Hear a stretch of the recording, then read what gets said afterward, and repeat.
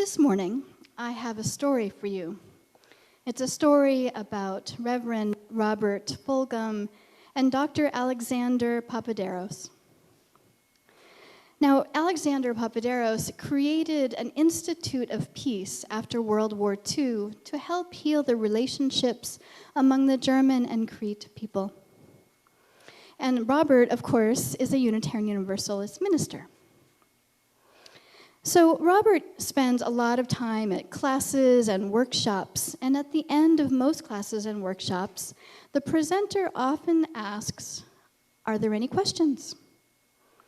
And Robert is in the habit of asking, "What is the meaning of life?" And he figures maybe someday someone will answer, and then he'll know the answer to that question. However, most people think it's a joke, and they gather up their books and their supplies and whatever they had with them, and they chuckle, and then they leave. But one time, Robert got an actual answer. And that time was a time when Robert was taking a class from Alexander. And at the end of the week-long workshop, Alexander said, "Are there any questions?" And Robert said, "I have a question. What is the meaning of life?" And everybody chuckled and gathered up their things and started to leave. But then Alexander said, "Wait, I'll answer the question." And he reached into his pocket and he pulled out his wallet. And from his wallet, he pulled out a small fragment of mirror. He had found this mirror. He says, "I found this mirror when I was a child during the war. And my family was poor, and we lived in a small village. And one day, when I was walking along the street, I saw a broken mirror." And he said, "I tried to pick up all the pieces so I could glue them back together and have a whole mirror. But he couldn't find them all," he said. "So I took this one large fragment, and I smoothed off the edges by rubbing it on a stone. And I began to play with it. And I was fascinated that I could reflect light into the darkest corners, into closets, into crevices. And I spent a lot of time playing with that mirror and trying to get as much light as possible into the darkest places." And so I'd like to invite all of us to practice with our mirrors to see what we can do.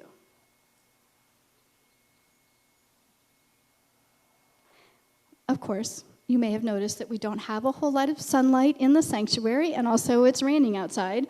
So really, it's not going to work very well in this moment, in this time. But when you go out into the sun, I invite you to take your small mirror and see if you can shine the sunlight into the darkest corners. So Alexander went on with his story. He said, "As I was growing up, I would take out the mirror and I would continue to play with it from time to time. And then when he grew up, he brought out his mirror and he thought, this isn't just a child's game. This could actually guide me in what I choose to do in my life."